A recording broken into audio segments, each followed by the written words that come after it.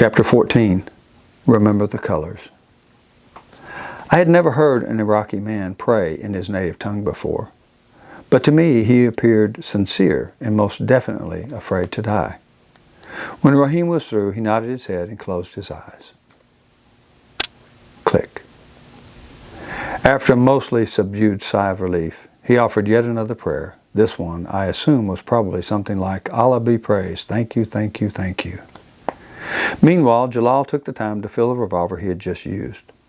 Once he was through, he retrieved the other revolver and handed it to me, all the while keeping the now fully loaded revolver pointed at me.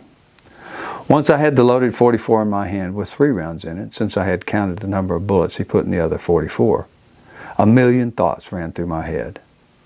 I just want to kill these bastards, every last one of them. There was only the slight problem of available ammunition. That, and whether I was fast and accurate enough to kill 3 of them before one of them killed me. Before I had the opportunity to figure out just how I might pull off the miracle of the century, Brad's 4 words stopped me cold. John, remember the colors. Why did he have to say that? My mind instantly went back to the day I first saw him.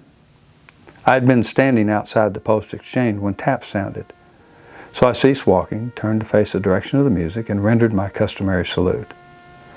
Only 15 feet to my right was Master Sergeant saluting as I was, but I felt something about him was out of place. I could see he was ramrod straight, his salute perfectly rendered, his uniform impeccable. But I still felt there was something I was missing, and then I saw it. Tears. The Master Sergeant was not crying.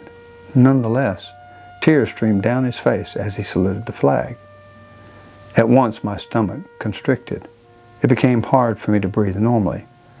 I felt myself wanting to cry because I knew here was a man who saluted our flag not because he had to, but because he truly wanted to. I could feel the emotional commitment he had to our flag, and I wondered what had happened to make him so sentimental about it. When taps concluded, I rushed over to talk to him. He did not try to wipe his tears away or hide them from me. He wore them like a badge of honor. When I asked him about the tears during taps, he said, "The flag means so much to me because I view it as a symbol of every American living in this great country. It depicts every struggle we have endured, every success we have had, and every friendship we have ever made. Most importantly, it means we will endeavor, as a nation, to stay united as one, no matter what problems we face." This same man sat next to me now, a man I would give my life for in an instant, and here I was tasked to end his. But I knew when he said those 4 words to me, he was telling me to do my duty no matter what. No matter what. But what is my duty? Slowly I pointed the .44 at Brad and then eased it over to his temple. But as soon as the barrel touched him, I knew there was no way I could pull the trigger. Just as Brad had refused to kill any one of us, I now had to refuse to shoot him.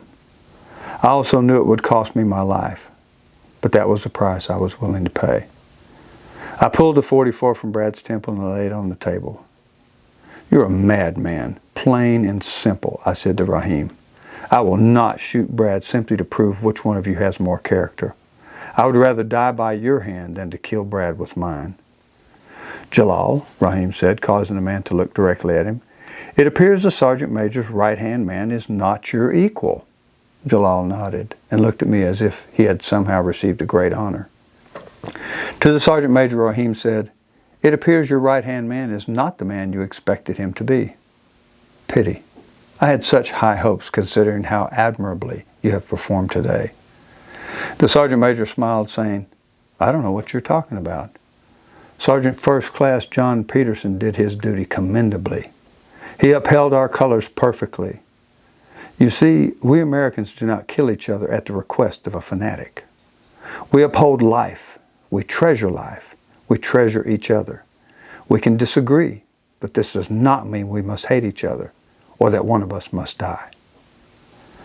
"I disagree, but I'm not American. I do not agree with your beliefs. All of you must die," he said, and then turned to Jalal. "Let us prepare for the end."